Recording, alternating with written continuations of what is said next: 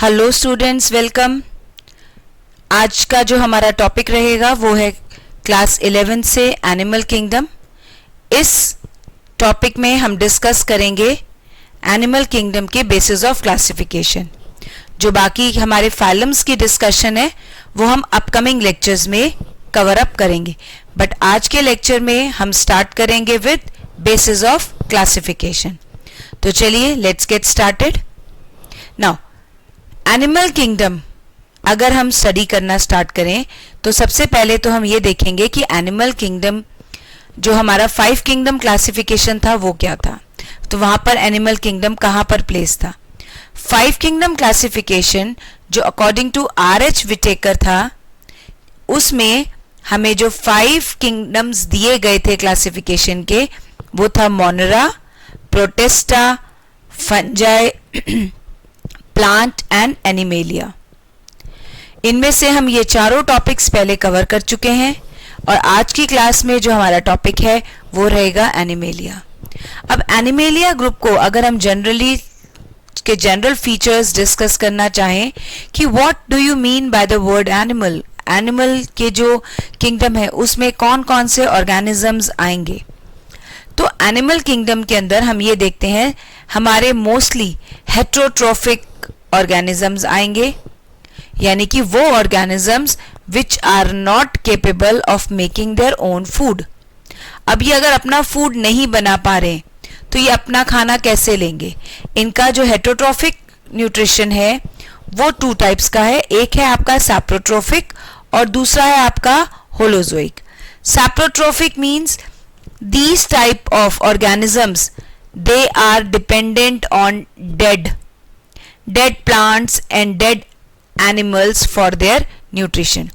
यानी कि animalia group में कुछ ऐसे आपको एनिमल्स मिलेंगे जो अपना खाना किसी और डेड से ले सकते हैं। हेट्रोट्रोफिक न्यूट्रिशन का आपका ये मतलब है। होलोजोइक न्यूट्रिशन में, होलोजोइक मीन्स पूरा खाना अपनी बॉडी के अंदर लेना और फिर उसको यूज करना is holozoic nutrition. Holozoic nutrition के ये 5 स्टेप्स हैं जो आप ऑलरेडी पहले क्लासेस में कवर कर चुके हैं। Ingestion, digestion, absorption, assimilation and egestion. ठीक है, तो ये था आपका हेट्रोट्रोफिक न्यूट्रिशन के बारे में। दूसरा, अगर हम एनिमल का जो एनिमल किंगडम है अगर हम उसका एक सेकेंड फीचर देखें तो that is they are eukaryotic. Eukaryotic means they have proper membrane bound organelles. They have nucleus with nuclear membrane. और दूसरी बात, ये मल्टी सेल्यूलर हैं।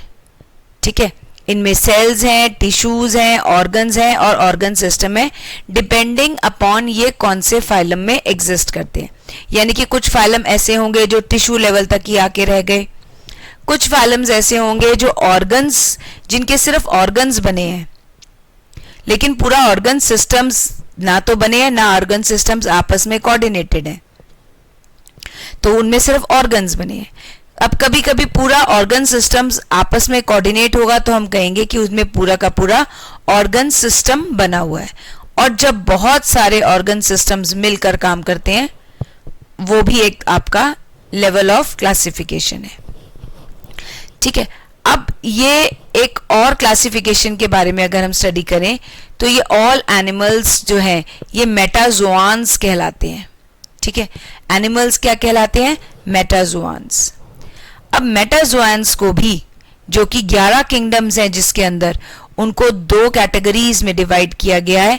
एक है पैराजोआ, एक है यूमेटाजोआ। पैराजोआ में कौन आते हैं? ये सारे वो ऑर्गेनिजम्स हैं जो मल्टी सेल्यूलर हैं लेकिन अपना टिश्यू नहीं बना पाए, उनके पास टिश्यू नहीं है, बस सिर्फ बहुत सारे सेल्स हैं। और ऐसा कौन सा किंगडम है प्लांट्स का जिसमें बहुत सारे सेल्स हैं लेकिन कोई टिश्यू नहीं है? ऑर्गन या ऑर्गन सिस्टम की तो बात ही अलग है, उनके पास तो टिश्यू भी नहीं है, सिर्फ सेल्स ही सेल्स हैं। तो ये सिर्फ एक किंगडम है पॉरीफेरा जो पैराजोआ के अंडर आता है। यूमेटाजोआ में या तो एनिमल के पास सेल होगा या टिश्यू होंगे या ऑर्गन होंगे या ऑर्गन सिस्टम होंगे। तो बाकी के जितने भी हमारे 10 किंगडम्स बचे हैं एक्सेप्ट पॉरीफेरा सब आपके यूमेटाजोआ में आते हैं। ठीक है, अब एक बार अगर हमने यहाँ से नाम लेना शुरू किया है पोरिफेरा, पहला नाम तो खैर हमने पोरिफेरा ही लिया है, तो before getting into detail of basis of classification एक बार आप इनके नाम को एक बार जान ले तो ये बहुत बेटर होगा, क्योंकि बार बार हम इनके नाम बोलेंगे बेसिस ऑफ क्लासिफिकेशन में, तब आपको कंफ्यूजन रहेगा। तो पहले हम इन 11 किंगडम्स के नाम समझ लें और इनके एक एक बेसिक जो स्ट्राइकिंग फीचर्स हैं वो समझ लें, तो it will be better for understanding of basis of classification. Start करते हैं फाइलम्स के नाम और उनके एक दो एग्जाम्पल्स विद 1 और 2 स्ट्राइकिंग फीचर्स। तो फाइलम्स जो हैं हमारे, जो 11 फाइलम्स हैं, उनमें जो सबसे पहला फाइलम हमारे पास आता है पोरिफेरा। पोरिफेरा, पोरिफेरा वर्ड में आपको पोर वर्ड नजर आ रहा है, तो यहां से आप ये याद रखेंगे कि इनकी बॉडी के ऊपर बहुत सारे पोर्स हैं, और इनमें एक एग्जाम्पल जो हम पढ़ेंगे वो है स्पॉन्जेस, स्पॉन्ज। तो पहला आपका आ गया porifera, porifera, pores, sponge. Second आपका आ गया cnidaria, though it is starting from C but you will call it as cnidaria. Cnidaria जिसका एग्जाम्पल है आपका हाइड्रा, ठीक है, ये देखिए ये हाइड्रा, हाइड्रा तो आप पहले भी बहुत बार देख चुके हैं, ड्रॉ कर चुके हैं अपनी कॉपीज में। तो ये हाइड्रा है जो कि फिक्स है एक सबस्ट्रेटम के साथ, लेकिन इसका जो स्ट्राइकिंग फीचर है वो है नाइडोब्लास्ट सेल्स। ये नाइडोब्लास्ट सेल्स जो होते हैं ये बहुत ही खतरनाक सेल्स होते हैं, इनकी बॉडी में प्रेजेंट होते हैं, जो इनका सेल्फ डिफेंस मैकेनिज्म की तरह काम करते हैं, ठीक है। तो इनको अभी हम आगे जब डिटेल फाइलम के बारे में पढ़ेंगे then you will get to know everything about it. दूसरा एग्जाम्पल जेलीफिश है, ये नाइडेरिया का एक मूवेबल मेंबर है, ठीक है, इसके पास भी नाइडोब्लास्ट सेल्स यहाँ पर इसके टेंटिकल्स पर लगे हुए हैं। थर्ड कैटेगरी जो फाइलम हमारा आता है वो है टीनोफोरा। This is Ctenophora. इसका एग्जाम्पल है आपका प्लूरोब्रैकिया, ये प्लूरोब्रैकिया इसका एग्जाम्पल है। ये डिफिकल्ट एग्जाम्पल अभी आपको लग रहा है क्योंकि आपने इसका नाम फर्स्ट टाइम सुन रहे होंगे। सो टीनोफोरा के अंदर जो फर्स्ट एग्जाम्पल हमने स्टडी करना है वो है प्लूरोब्रैकिया, और इसका जो मेन फीचर है वो है इसका बायोल्यूमिनेसेंस होना। बायोल्यूमिनेसेंस, अब ल्यूमिनस ऑब्जेक्ट्स आपने जूनियर क्लासेस में जैसे पढ़े, ल्यूमिनस ऑब्जेक्ट्स कौन से ऑब्जेक्ट्स होते हैं? जो लाइट एमिटिंग ऑब्जेक्ट होते हैं। अब यहां पर भी ल्यूमिनेंस का वर्ड लाइट एमिशन से ही है, यानी ये लाइट एमिट करेंगे। अब इनके वर्ड के साथ बायो लगा दिया क्योंकि ये लिविंग ऑर्गेनिजम्स हैं जिनमें से लाइट निकलती है, जिनकी बॉडी से दे शाइन, ठीक है। तो टीनोफोरा का जो हम एग्जाम्पल लेंगे दैट इज प्लूरोब्रैकिया। तो porifera, sponges, cnidaria, hydra, ctenophora, pleurobrachia. अब आते हैं हम फोर्थ फाइलम में जो है आपका प्लेटीहेल्मिन्थिस। क्या है? प्लेटीहेल्मिन्थिस। प्लेटीहेल्मिन्थिस आपके फ्लैट वॉर्म्स हैं जो पेट में कीड़े हो जाते हैं, ठीक है, फ्लैट वॉर्म्स। अब ये आप ये सोच सकते हैं जैसे ये फ्लैट है, जैसे अर्थवॉर्म आपने देखा है राउंड होता है। अगर हम उसको, वैसे बड़ा क्रूल लग रहा है सुनना, लेकिन अगर हम उसको पीट पीट कर उसको बिल्कुल फ्लैट कर दें तो ये बन जाते हैं हमारे फ्लैट वॉर्म्स। कुछ कुछ ऐसी ही शेप होती है फ्लैट वॉर्म्स की, दे आर फ्लैट। जैसे एग्जाम्पल आपका क्या है? टेप वॉर्म या fluke, they are all parasites in nature, ठीक है। टेप वॉर्म, फ्लूक, ये पैरासाइट्स हैं। पैरासाइट्स मतलब किसी और की बॉडी में रह रहे हैं, ठीक है। तो प्लेटीहेल्मिन्थिस फ्लैट वॉर्म।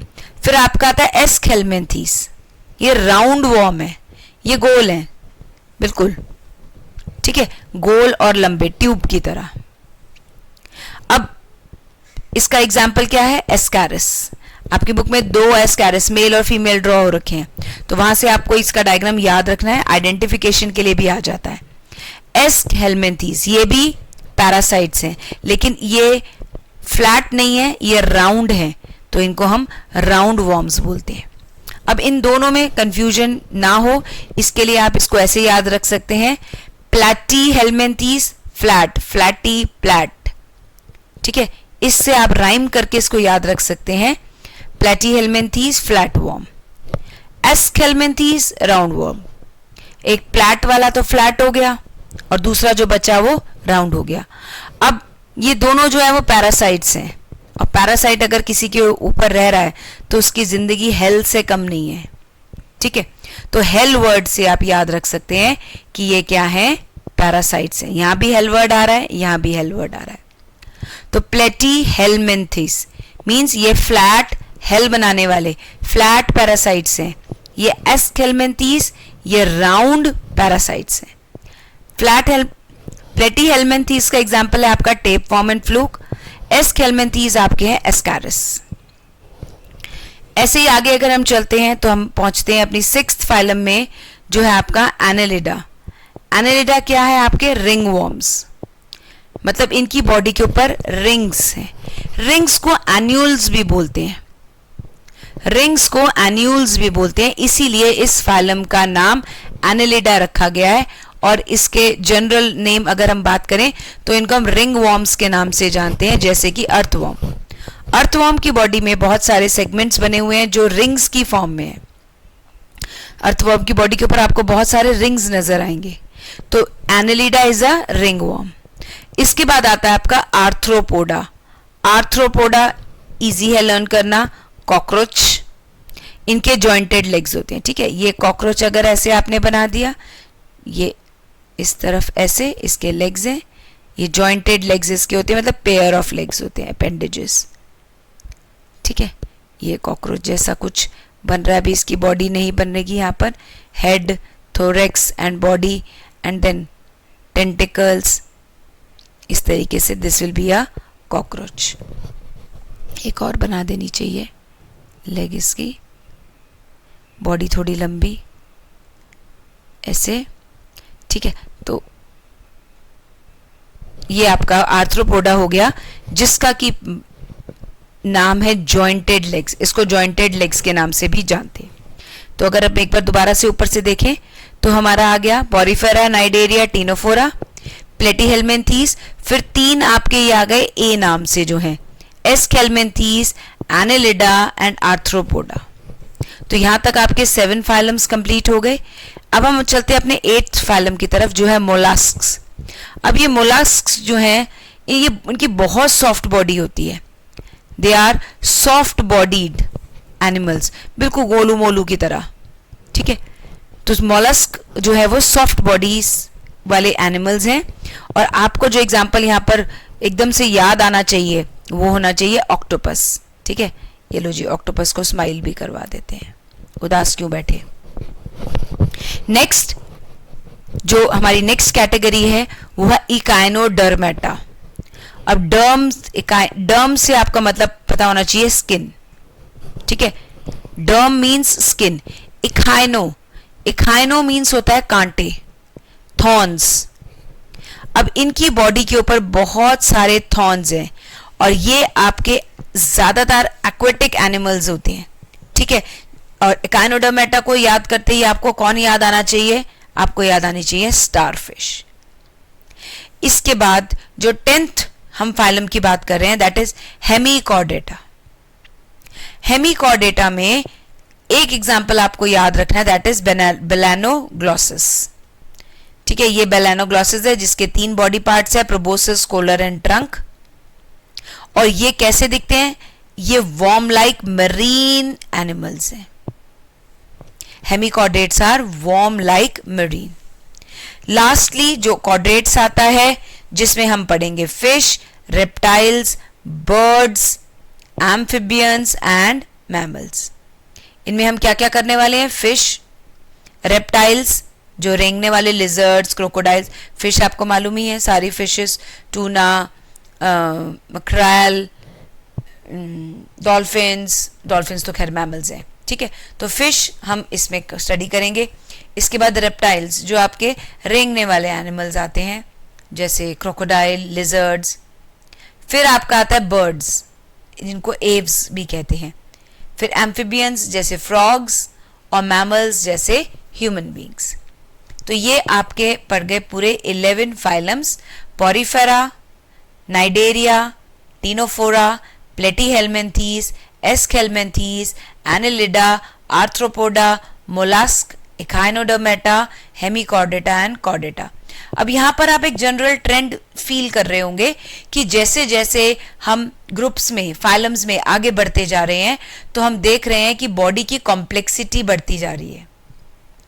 मीन्स एक इवोल्यूशन का प्रोसेस आपको इसमें भी नजर आ रहा होगा कि स्टार्टिंग में बिल्कुल एक स्पॉन्जेस हैं जो बहुत ही सिंपल ऑर्गेनिजम्स हैं, से लेकर the highest category of organisms जो मैमल्स हैं वहां तक। तो यहाँ पर इस ट्रेंड को हम याद करेंगे और आप देखेंगे बहुत सारे फीचर्स एक फाइलम से दूसरे फाइलम में कैसे बदलते जा रहे हैं। अब ये कैसे फीचर्स को हम डिस्कस करेंगे, कौन कौन से फीचर्स ऐसे हैं जिनको कि हम फाइलम की स्टडीज में कवर अप करेंगे, या हम ये कह सकते हैं कि हमने जो ये फाइलम्स बनाए हैं ये एक पर्टिकुलर एनिमल को एक पर्टिकुलर फाइलम में ही क्यों रखा, क्योंकि उस फाइलम के कुछ जनरल फीचर्स होंगे। तो अभी हम एनिमल्स के फीचर्स और फाइलम के फीचर्स को स्टडी करेंगे। तो हम ये देख रहे हैं कि हमें एटलीस्ट 8 फीचर्स हमको पता होने चाहिए कि क्या है, या 8 हमको बेसिस ऑफ क्लासिफिकेशन पढ़ने हैं, किस बेसिस पे हम एनिमल्स को क्लासिफाई करते हैं। अब ये जो 8 फीचर्स हैं उनमें से हम क्या क्या पढ़ेंगे, level of organisation, body plan जिसमें हम डाइजेस्टिव सिस्टम और सर्कुलेटरी सिस्टम दोनों को पढ़ेंगे, फिर सिमेट्री, बॉडी की सिमेट्री कैसी है, बॉडी में कितने जर्म्स लेयर हैं, इन जर्म लेयर्स को कैसे अरेंज करके सीलोम बनाया गया है, क्या बॉडी में सेगमेंट्स हैं या नहीं हैं, और उनकी नोटोकॉर्ड्स कैसी हैं, ये सब फीचर्स हम पढ़ेंगे। ठीक है, अब इन फीचर्स को थोड़ा डिटेल में डिस्कस कर लेते हैं कि हर फीचर अपने बारे में क्या कहना चाह रहा है। अब अगर हम लेवल ऑफ ऑर्गेनाइजेशन की बात करें तो लेवल ऑफ ऑर्गेनाइजेशन में या तो ऑर्गेनिज्म बिल्कुल सेल्यूलर लेवल पे होगा, यानी कि सिर्फ सेल्स ही सेल्स हैं और कोई उससे आगे बड़ी बात नहीं हुई है, या फिर ऑर्गेनिजम्स ने बना लिए हैं टिश्यूज लेकिन अभी उसने ऑर्गन्स नहीं बनाए हैं। तो जो टिश्यूज बना लिए हैं जिन्होंने, उनको वो कौन से फाइलम को बिलोंग करते हैं, नाइडेरिया और टीनोफोरा। यानी कि नाइडेरिया और टीनोफोरा ऐसे हैं जिनके पास टिश्यूज हैं, अभी उनके ऑर्गन्स नहीं बने हैं, जबकि पॉरीफेरा सबसे सिंपल बेचारा अकेला रह गया, सेल्यूलर लेवल पर ही उसकी लाइफ रुक के रह गई। अब टिश्यूज जो हैं वो धीरे धीरे ऑर्गन्स का रूप लेने लगे। तो पहली बार जो हमको ऑर्गन्स दिखे वो है प्लेटीहेल्मिन्थीज में। प्लेटीहेल्मिन्थीज ने सिर्फ ऑर्गन्स बना लिए लेकिन ऑर्गन सिस्टम्स अभी इनके पास पूरा काम नहीं कर रहा था, मतलब था ही नहीं, सिर्फ ऑर्गन्स तक डेवलप करा प्लेटीहेल्मिन्थीज ने। उसके बाद के ऑर्गेनिजम्स में हमें पूरा का पूरा ऑर्गन सिस्टम देखने को मिला। तो प्लेटीहेल्मिन्थीज के बारे के बाद हमने कौन से पढ़े थे, aschelminthes, annelida, arthropoda, then mollusc, echinodermata, hemichordata and chordata. तो यहाँ से आपको लेवल ऑफ क्लासिफिकेशन ऐसे रहेगा। इसके बाद अगर हम बात करें बॉडी प्लान की, तो बॉडी प्लान क्या होता है। अब पहले हम अपने से स्टार्ट करते हैं कि अगर हम एक ह्यूमन बीइंग को देखें तो कैसा है उसके बॉडी का प्लान। उसकी बॉडी में एक ये लंबी सी तो ट्यूब है। सबसे पहले तो ये देखेंगे कि एक लंबी ट्यूब है। लंबी ट्यूब की स्टार्टिंग कहाँ से हो रही है, माउथ से, एंड कहाँ है, एनस पे। हाँ, अभी मैंने ये ट्यूब लाइक स्ट्रक्चर बनाया है जो इनफैक्ट हमारी बॉडी में ऐसे ट्यूब की तरह नहीं पड़ा हुआ है। कहीं पर ये स्ट्रक्चर ऐसे गोल घूम जाता है और बन जाता है स्टमक, कहीं पर ये हाईली कॉइल्ड स्ट्रक्चर की फॉर्म में आ जाता है जो है आपका large intestine and small intestine, फिर ये आपका आगे आके एनस पे इसका एंड हो जाता है। तो वैसे अगर हम इसके ऑर्गन्स को ऐसे डिटेल में नहीं देखें तो हम ये देख रहे हैं कि एक माउथ से स्टार्टिंग हो रही है जो एनस पे आके एंड हो रही है और ये बॉडी के बिल्कुल सेंटर पर है। तो इस तरीके के बॉडी प्लान को हम बोलते हैं ट्यूब विद इन ट्यूब, और इसको बोलते हैं हम एक कंप्लीट बॉडी प्लान जिसमें एक opening for intake and another opening for throwing out the waste from the body. अब ये जो है हमारा ट्यूब विद इन ट्यूब, ये एक कंप्लीट बॉडी प्लान है। ठीक है, अभी बॉडी प्लान के हम डाइजेस्टिव सिस्टम की बात करें। ठीक है, ये कंप्लीट बॉडी प्लान है। अब ये कंप्लीट बॉडी प्लान आपको एस्केलमेंथीज से लेके कॉर्डेटा तक सबके पास नजर आएगा। ठीक है, aschelminthes, annelida, arthropoda, mollusc, echinodermata, hemichordata और कॉर्डेटा। ये सीक्वेंस आप याद रखेंगे तो आपको बहुत इजीली चीजें समझ में आएंगी, ठीक है। तो एस्केल्मेंथीस से लेके कॉर्डेटा के पास ये पूरा ऐसा है, मतलब अगर हम एक जनरल स्ट्रक्चर बनाएं तो बाहर बॉडी है और बीच में ट्यूब विद इन ट्यूब है जिसका एक माउथ और एक एनस है, ठीक है। 2 ओपनिंग्स है इसके पास। तो ये कहां से है? एस्केल्मेंथीस से कॉर्डेटा तक। अगर ऐसा सिस्टम हमारे पास है तो दूसरों के पास क्या होगा, ठीक है। एस्केल्मेंथीस से कॉर्डेटा तक अगर ये ट्यूब विद इन ट्यूब वाला सिस्टम चल रहा है तो इससे पहले वालों के पास क्या था? क्या उनके पास माउथ नहीं है खाना खाने के लिए, या उनके पास एनस नहीं है? तो हम आगे देखते हैं। तो ये जो बाकी जो इनसे पहले के 3 आ रहे हैं, नाइडेरिया, टीनोफोरा एंड प्लेटीहेल्मिन्थीस, इनका जो ये बॉडी प्लान है इसमें ट्यूब विद इन ट्यूब नहीं है, इसमें बस एक ही ट्यूब है। ये इनकम्प्लीट है, यानी कि एक ऊपर की ओपनिंग तो बन गई पर इसका एनस नहीं बना, मतलब खाना यहीं से अंदर आ रहा है और यहीं से वेस्ट बाहर जा रहा है। तो माउथ इज वर्किंग, यानी कि ये जो सिंगल ओपनिंग है ये बोथ माउथ और एनस की तरह काम कर रही है, ठीक है। तो इनका क्या हो गया? Incomplete body plan. इसको हम ब्लाइंड सैक भी बोलते हैं, ठीक है। ये बहुत ही मतलब प्रिमिटिव ऑर्गेनिजम्स में जैसे नाइडेरिया, टीनोफोरा, प्लेटीहेल्मिन्थीस में आपको मिलेगा। और इसमें ये दिख रही है आपकी बॉडी वॉल और ये रहा आपका बीच में गट जिसकी एक सिंगल ओपनिंग है। अब कुछ ऐसे भी हैं जिनके पास ऐसा ट्यूब बना ही नहीं, उनमें सिर्फ एक एग्जाम्पल है आपका पॉरीफेरा, क्योंकि उसने कोई सिस्टम तो बनाया ही नहीं, उसके पास तो सिर्फ वो सेल एग्रीगेट है, सिर्फ एक सेल्स का गुच्छा है, ठीक है। उसके पास सिर्फ कुछ कुछ उसकी बॉडी में होल्स हो गए, पोर्स बन गए, वही पोर्स उसकी बॉडी का काम कर रहे हैं। तो ये था हमारा बॉडी प्लान डाइजेस्टिव सिस्टम के बारे में। नेक्स्ट हम बात करते हैं सर्कुलेटरी सिस्टम। सर्कुलेटरी सिस्टम 2 तरह के हैं आपका, एक है क्लोज्ड सर्कुलेटरी सिस्टम और एक है आपका open circulatory system. Closed circulatory system जैसे ह्यूमन बीइंग्स के पास है कि हार्ट में से आर्टरी गई, आर्टरी किसी ऑर्गन के ऊपर के पास चली गई, वहां पर वो आर्टरी आर्ट्रियोल्स में डिवाइड होने के बाद कैपिलरीज में डिवाइड होती है, वो कैपिलरीज आगे विनियोल्स और में जुड़ती है और फिर वेन बना करके वेस्ट ब्लड को वापस हार्ट में ले आती है। यहाँ पर ब्लड कहीं भी अपनी ट्यूब्स को छोड़कर बाहर नहीं निकल रहा है, ब्लड के फ्लो के लिए एक बंद किया हुआ रास्ता है, इसी के अंदर चलेगा blood. Now that is why it is known as closed system, ठीक है। ये क्लोज सिस्टम है, ठीक है। ये यहाँ पर जब ये कैपिलरीज में आता है यहीं पर गैसियस एक्सचेंज होता है, ऑक्सीजन आपके टिश्यूज को मिल जाती है, टिश्यूज से कार्बन डाइऑक्साइड ब्लड ले जाता है और टिश्यूज को अगर ग्लूकोज चाहिए तो ऑर्गन को ग्लूकोज मिल जाता है, कुछ कुछ साथ में यहाँ से लिक्विड बाहर आ जाता है जो इंटरस्टिशियल फ्लूइड है, लेकिन ब्लड हमेशा एक क्लोज्ड सिस्टम के अंदर ही घूमता रहता है। जबकि ओपन सर्कुलेटरी सिस्टम में क्या है, जो आपके टिश्यूज हैं वो ब्लड में डूब जाते हैं, they are immersed in blood, खुला हुआ ब्लड। हार्ट से आर्टरी निकली, टिश्यूज के ऊपर सारा ब्लड आ गया और टिश्यूज से वापस एक खुली हुई वेन ने ब्लड कलेक्ट करके हार्ट को दे दिया। तो इस तरीके के सिस्टम को हम बोलते हैं ओपन सिस्टम।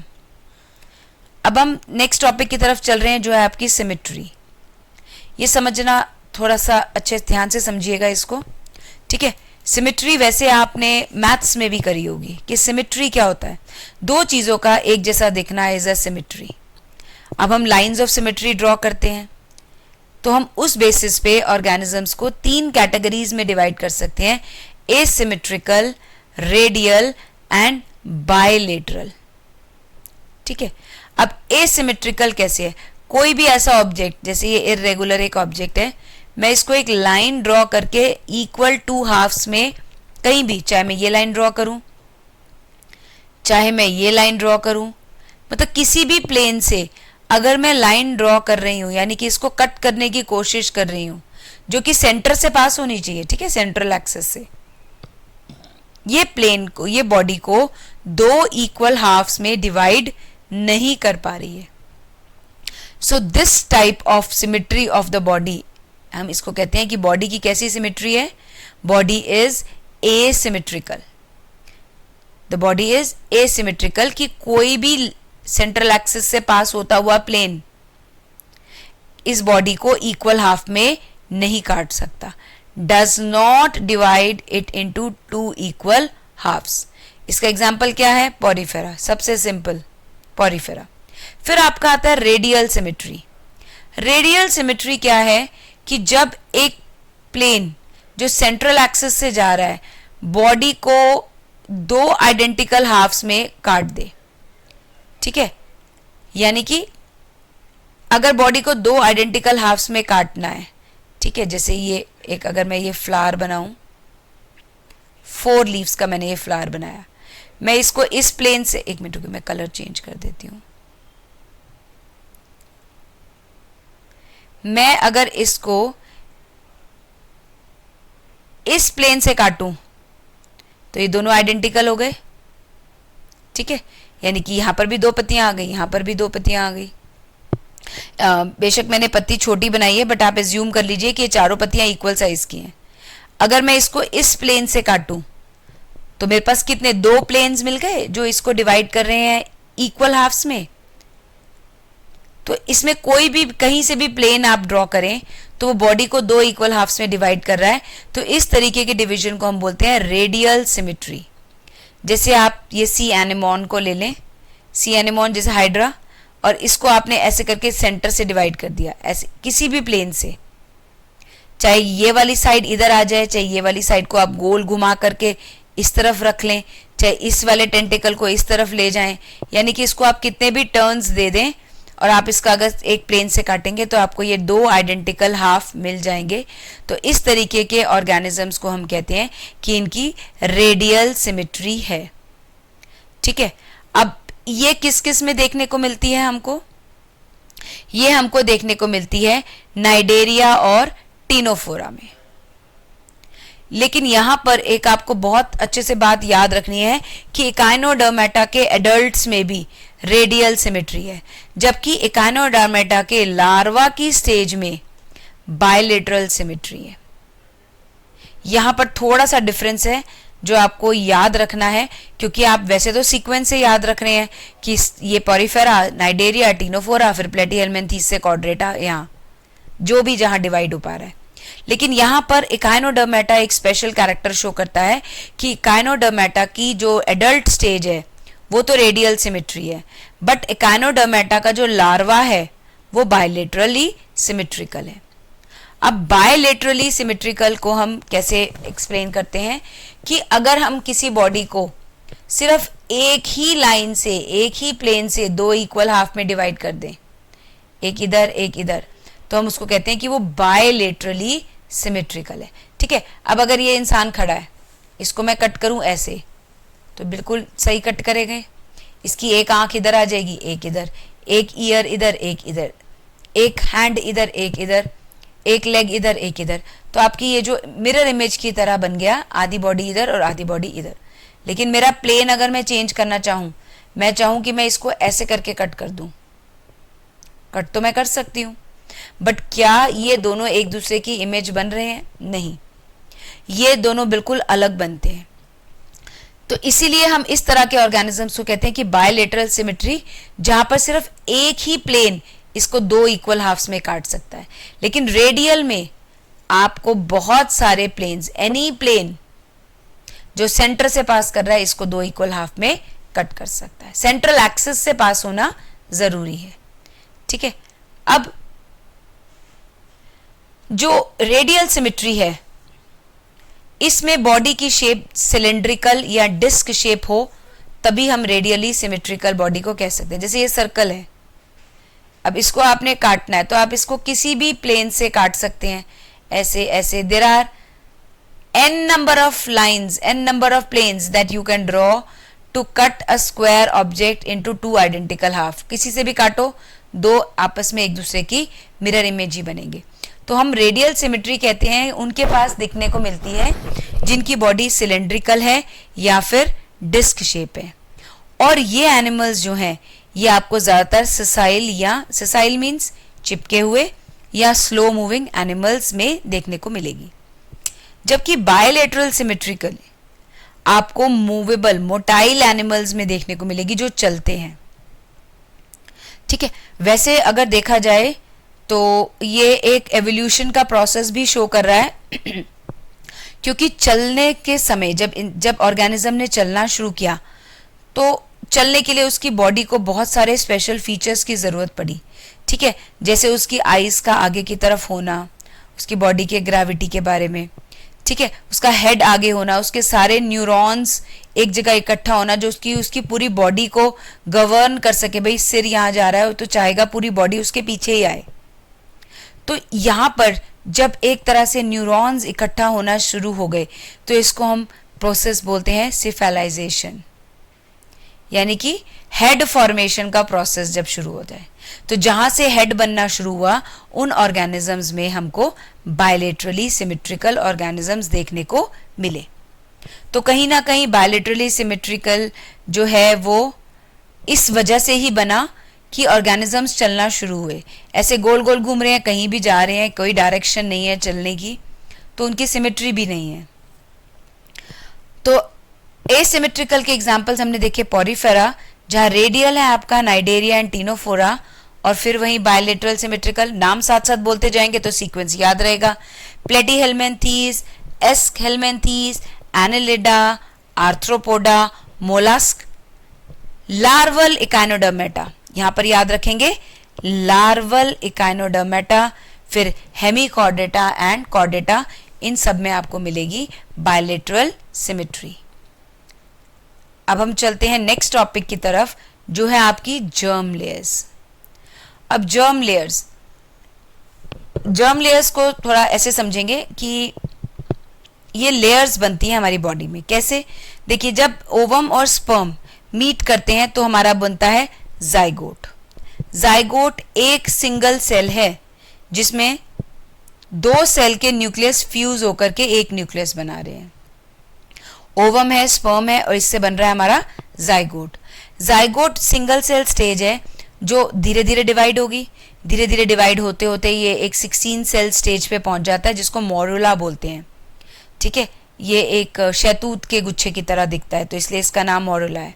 अब यहाँ से आगे काफ़ी सारी चेंजेस होते हैं, लेकिन धीरे धीरे एक स्टेज ऐसी आती है जब हम देखते हैं कि अगर ये ह्यूमन बीइंग की बात करें तो हम ये 3 लेयर्स में कन्वर्ट हो जाते हैं। और ऑल्दो ये बाकी का स्ट्रक्चर कुछ ना कुछ ऐसे ऊपर नीचे रहता है जो कि हम ज़्यादा डिटेल डिस्कस नहीं कर सकते आपके लेवल में। हम सिर्फ ये देखेंगे कि ऐसे धीरे धीरे आते आते ये जो बेबी है, बेबी भी बनने से पहले एक स्टेज ऐसी आती है जब हम इंसान, अगर हम इंसानों की बात करें तो हम इस रोटी की शेप के थे, यानी 3 रोटियां एक के ऊपर एक रख दी, इतने सारे सेल्स बने कि 3 लेयर्स बन गई, एक के ऊपर एक तीनों लेयर्स बन गई।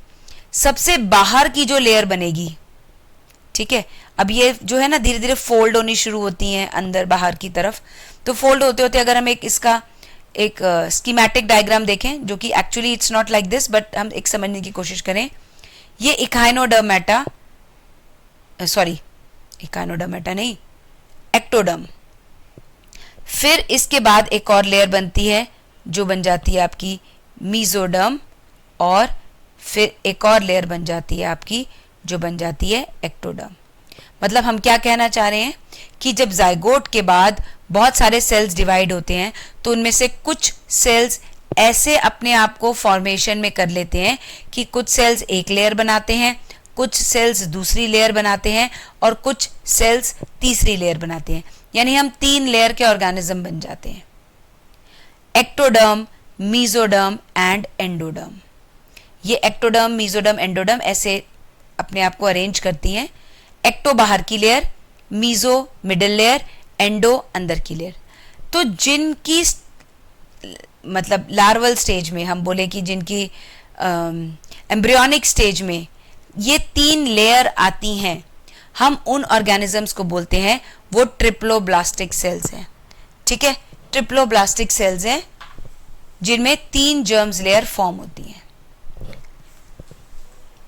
3 जर्म्स लेयर फॉर्म होती है, उनको ट्रिप्लोब्लास्टिक सेल्स कहते हैं। और ये ट्रिप्लोब्लास्टिक सेल्स कहाँ से स्टार्ट होते हैं? हमारे 3 जो ट्रिप्लोब्लास्टिक ऑर्गेनिजम्स हैं वो कौन से फाइलम से स्टार्ट होते हैं? प्लेटीहेल्मिन्थीज से लेके कॉर्डेटा तक। Platyhelminthes, aschelminthes, annelida, arthropoda, mollusc, echinodermata, hemichordata and chordata, ये जो है हमारे ट्रिप्लोब्लास्टिक ऑर्गेनिजम्स है। लेकिन कुछ ऑर्गेनिजम्स ऐसे होते हैं जिनमें ये बीच की लेयर नहीं फॉर्म होती। ठीक है, इनमें क्या है, ये बीच की लेयर नहीं फॉर्म होती और सिर्फ ये दो लेयर के बनते हैं, एक बाहर और एक अंदर। बाहर की एक्टोडर्म, अंदर की एंडोडर्म। एक्टोडर्म एंड एंडोडर्म ये टू जर्म लेयर्स हैं इनके पास, तो इनको हम बोलते हैं डिप्लोब्लास्टिक। और इनके एग्जाम्पल क्या है? Cnidaria and ctenophora. कभी कभी नाइडेरिया और इकाइनोडर्मेटा के बीच में एक नॉन सेल्यूलर लेयर भी फॉर्म हो जाती है। इसको हम लेयर नहीं बोलेंगे, नॉन सेल्यूलर स्ट्रक्चर फॉर्म हो जाता है जिसको हम मीजोग्लिया भी बोलते हैं। तो ये किस किस में आपको डिप्लोब्लास्टिक ऑर्गेनिज्म देखने को मिलते हैं? Cnidaria and ctenophora. और कुछ ऑर्गेनिजम्स ऐसे भी हैं जिनकी जर्म लेयर ही नहीं बनती, सिर्फ उनका एक सेल का स्ट्रक्चर है, और वो कौन है? सिर्फ सेल वाले पोरिफेरा। तो जर्म लेयर में हमने क्या देखा कि डिप्लोब्लास्टिक और ट्रिप्लोब्लास्टिक दो तरह के, ये तो है ही नहीं, इसके पास तो जर्म लेयर है ही नहीं, तो ये हमने कुछ देखने की जरूरत ही नहीं है। तो जर्म लेयर दो तरह की है, डिप्लोब्लास्टिक एंड ट्रिप्लोब्लास्टिक। डिप्लोब्लास्टिक में 2 जर्म लेयर्स, ट्रिप्लोब्लास्टिक में 3 जर्म लेयर्स। अब ये जर्म लेयर्स का एक्चुअली में काम क्या है? बहुत सारे ऑर्गेनिजम्स, ये ऑर्गेनिजम्स के जो स्ट्रक्चर्स है बॉडी के, वो बहुत अलग अलग जो स्ट्रक्चर्स हमारी बॉडी के फॉर्म होते हैं। कुछ स्ट्रक्चर्स एक्टोडर्म से फॉर्म होते हैं, कुछ स्ट्रक्चर्स मीजोडर्म से फॉर्म होते हैं, और कुछ बॉडी के स्ट्रक्चर्स एंडोडर्म से फॉर्म होते हैं। ठीक है, ये जो तीनों लेयर्स बनती हैं ये ग्रेस्टुलेशन के दौरान बनती हैं, जो प्रोसेस होता है। ये आपको याद रखने की जरूरत नहीं है। बस आपको क्या याद रखना है कि जिनकी बॉडी में 2 लेयर्स हैं वो डिप्लोब्लास्टिक है, जिनकी बॉडी में 3 लेयर्स हैं वो ट्रिप्लोब्लास्टिक है। तो डिप्लोब्लास्टिक कौन कौन से हो गए? Cnidaria and ctenophora. ट्रिप्लोब्लास्टिक आपके प्लेटीहेल्मिन्थीज से लेकर कॉर्डेटा तक। अब हम नेक्स्ट एक टॉपिक की तरफ चलते हैं जो है सीलोम, जिसको बॉडी कैविटी भी बोलते हैं। अब अगर हम सीलोम की बात करें तो सीलोम, पहले तो ये शब्द समझेंगे कि सीलोम का मतलब क्या है, बॉडी कैविटी। अब हम एक ऑर्गेनिज्म बनाते हैं ऐसे, ठीक है, थोड़ा सा बड़ा बना लेते हैं। ये है इसकी एलिमेंट्री कैनाल और ये इसकी बाकी की बॉडी। दो it is looking very horrible, but कोई बात नहीं, समझने के लिए हम समझ सकते हैं। ठीक है, तो ये है आपकी एलिमेंट्री कैनाल और ये है आपकी बॉडी वॉल। अब इस बॉडी वॉल और एलिमेंट्री कैनाल के बीच में कुछ ये आपको खाली स्पेस नजर आ रही है। ठीक है, ये आपको कुछ स्पेस नजर आ रही है यहाँ पर। ये जो स्पेस है इसको हम बोलते हैं सीलोम, और ये अलग अलग कैविटीज में बटी हुई है। ठीक है, ये आपका यहाँ पर थोरैसिक कैविटी आ जाती है, यहाँ पर आपकी एब्डोमिनल कैविटी आ जाती है, तो ये आपकी कुछ कुछ कैविटीज में डिस्ट्रीब्यूटेड रहती है। ठीक है, तो ये बॉडी सीलोम या बॉडी कैविटी। अब ये बॉडी कैविटी क्या है, जो सीलोम क्या है? This is a space between alimentary canal and body wall. दूसरा, ये जो स्पेस है, ये स्पेस ऐसे ही खाली स्पेस नहीं है, इस स्पेस के ऊपर हमारे लगने चाहिए सेल्स। कौन से सेल्स? कुछ और जो ये स्पेस है ये एक्चुअली किससे बनी हुई है? हमारी मीजोडर्मल इन ओरिजिन है। ठीक है, तो यहाँ पर हम देख रहे हैं कि अगर बॉडी कैविटी मीजोडर्म में है तो हमने, एक मिनट ऊपर चल के आपको कुछ दिखाना दोबारा चाहूंगी मैं। मीजोडर्म किसके पास है? Ectoderm, mesoderm, endoderm. मीजोडर्म है ट्रिप्लोब्लास्टिक्स के पास। तो हम ये कह सकते हैं कि बॉडी कैविटी हमको ट्रिप्लोब्लास्टिक एनिमल्स में ही मिलेंगी, यानी कि ये सब तो चले गए। ठीक है, तो ट्रू बॉडी कैविटी हमको किस में मिलेगी? ट्रिप्लोब्लास्टिक एनिमल्स होने जरूरी हैं। ठीक है, तो ये है हमारी बॉडी कैविटी जो बॉडी वॉल और एलिमेंट्री कैनाल के बीच में है, और it is formed by mesoderm, यानी कि हम ये कह सकते हैं it is mesodermal in origin. तो जिनके पास ये बॉडी कैविटी है पूरी, उनको हम बोलते हैं सीलोमेट। यहाँ पर आप ऐसे इसको कर लीजिए, थोड़ा सा लाइट आ गया है फोटोग्राफ में, बट यू कैन मैनेज। तो अभी हम किसके बारे में बात कर रहे हैं? सीलोमेट, जिसमें कि ट्रू बॉडी कैविटी है। ठीक है, अब ट्रू बॉडी कैविटी हम एक बार देख लेते हैं यहां से। इस तरीके की, ये देखिए, ये बाहर हो गया आपका एक्टोडर्म, ये हो गई आपकी गट, और ये जो है आपकी ये बॉडी कैविटी है, जो कि किससे लाइन हो रखी है? पूरी ये मीजोडर्म के सेल से। ये पूरी कैविटी दोनों तरफ से, मतलब दोनों क्यों, चारों तरफ से, इधर भी है बॉडी कैविटी। अब ये आप ऐसा समझिए ना कि ये गोल स्ट्रक्चर है। ये आपकी बॉडी कैविटी जो है ये मीजोडर्म से लाइन है, और इसके बाद अंदर एक और लेयर आएगी आपकी जो एंडोडर्म की आएगी। यहाँ पर आपके एंडोडर्म के सेल होंगे। तो बाहर एक्टोडर्म, ये मीजोडर्म से बनी हुई बॉडी कैविटी। ठीक है, इधर देखिए, ये जो ब्लू कलर के आपको सेल्स नजर आ रहे हैं ये मीजोडर्म है, और इसके अंदर जो ये ग्रीन कलर के, अभी आपको दिख नहीं रहे, मैं इसको रेड से कर देती हूँ, जो अंदर ये रेड कलर के सेल्स हैं ये आपके एंडोडर्म। तो एक्टोडर्म बाहर, फिर मीजोडर्म ये ब्लू कलर की ऐसे करके जो शेप की बनी हुई है, इसके बीच में जो ये कैविटी है दिस इज बॉडी कैविटी। तो इस तरह के एनिमल्स को हम बोलते हैं सीलोमेट। ये हमको कहां से कहां तक देखने को मिलते हैं? एनालिडा से लेकर कॉर्डेटा तक, मतलब Annelida, arthropoda, mollusc, Echinodermata. Annelida, arthropoda, mollusc, Echinodermata, Hemichordata and Chordata. अब कभी कभी क्या होता है कि ये जो लाइनिंग है, जो मीजोडर्म है, यहां मीजोडर्म में पूरी की पूरी कैविटी नहीं बनती।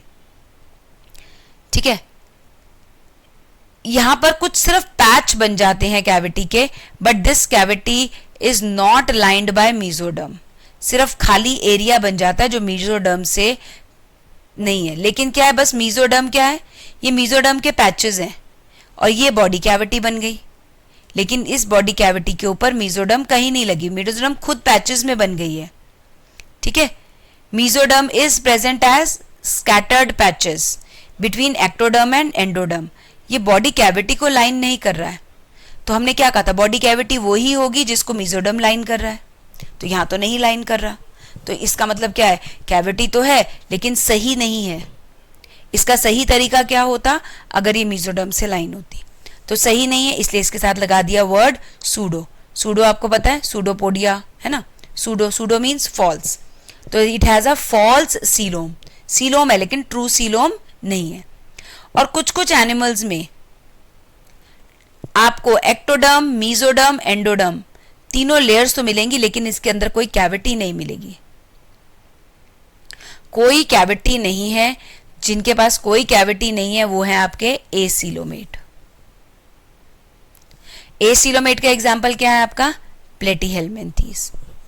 उससे जो ऊपर के ऑर्गेनिजम्स है वो वैसे ही डिप्लोब्लास्टिक थे। ट्रिप्लोब्लास्टिक तो यहीं से शुरू हुए हैं हमारे, उससे पहले डिप्लोब्लास्टिक थे। तो डिप्लोब्लास्टिक में तो बॉडी कैविटी का कोई मतलब ही नहीं, तो उनको हम पढ़ेंगे ही नहीं। वो कौन कौन से थे, टीनोफोरा एंड सीलेंट्रेटा। तो सीलेंट्रेटा, टीनोफोरा, पॉरीफेरा, इनकी तो हम बात ही नहीं करेंगे। हम बात करेंगे प्लेटीहेल्मिन्थीस से। जो प्लेटीहेल्मिन्थीस है उनको हम बोलते हैं एसीलोमेट, क्योंकि इनके पास बॉडी कैविटी है ही नहीं। इसके बाद सूडोसीलोमेट, जिनके पास ट्रू बॉडी कैविटी नहीं है, फॉल्स बॉडी कैविटी है, सिर्फ वो एक ही कैटेगरी है, एस्केल्मेंथीस। एस्केल्मेंथीस के बाद जो शुरू होते हैं Annelida, arthropoda, mollusc, काइनोडर्मेटा, Hemichordata and Chordata, उनके पास ट्रू बॉडी कैविटी है। नेक्स्ट जो हम टॉपिक पढ़ने जा रहे हैं that is about segmentation. Segmentation यानी कि बॉडी को पार्ट्स या सेगमेंट्स में डिवाइड करना। This is a small and simple topic. अब आप अगर ये एनालिडा, आर्थ्रोपोडा और कॉर्डेटा की बात करें तो इनका जो है ये बाहर से आपको इनकी बॉडी एक डिवाइडेड फॉर्म में दिखेगी। मेटामर्स नजर आएंगे इनकी बॉडी पे, सेगमेंट्स नजर आएंगे जिनको मेटामर्स बोलते हैं। इस तरीके की सेगमेंटेशन को हम मेटामेरिक सेगमेंटेशन बोलते हैं। इसमें जो बाहर सेगमेंट्स आपको नजर आ रहे हैं, बॉडी के अंदर भी वैसे ही आपके सेगमेंट्स हैं। ठीक है, बॉडी के अंदर भी वैसे ही हिस्से हैं, लेकिन कुछ ऑर्गेनिजम्स ऐसे हैं जिनकी बॉडी के बाहर तो सेगमेंट्स हैं, ठीक है, लेकिन अंदर सेगमेंट्स नहीं हैं, तो हम इनको क्या कहेंगे, सूडो मेटामेरिक। है तो सही लेकिन ट्रू नहीं है, तो जहाँ ट्रू नहीं होता वहाँ सूडो वर्ड लग जाता है, तो ये जो हो गए आपके सूडो मेटामेरिक।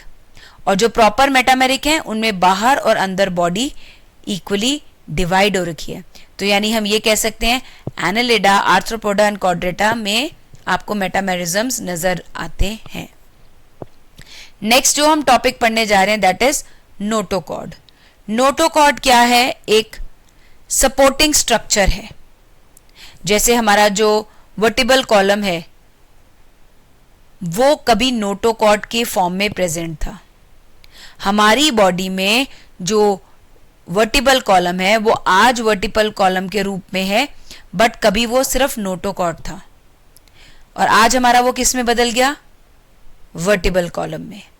ठीक है, तो कुछ इसी तरीके का एक स्ट्रक्चर होता है जिसको हम बोलते हैं नोटोकॉर्ड। ये हमारा सपोर्टिंग स्ट्रक्चर होता है, लंबा, इलोंगेटेड, रॉड लाइक और फ्लेक्सिबल होता है, and this is mesodermal in origin, यानी मीजोडर्म से बना होता है आपका नोटोकॉर्ड। कुछ ऑर्गेनिज्म में नोटोकॉर्ड होता ही नहीं है, तो उनको हम बोलते हैं नॉन कॉर्डेट्स। उनको हम क्या बोलते हैं, नॉन कॉर्डेट्स। और जिनके अंदर होता है उनको हम किस फाइलम में रखेंगे, कॉर्डेट्स। तो यानी कि कॉर्डेट से ऊपर जितने भी थे हमारे वो सब क्या थे, नॉन कॉर्डेट्स, उनमें नोटोकॉर्ड नहीं है। कॉर्डेट्स में नोटोकॉर्ड है, लेकिन जैसे हमारा नोटोकॉर्ड वर्टिबल कॉलम से रिप्लेस्ड है तो हमको वर्टिब्रेट्स भी बोला जाता है।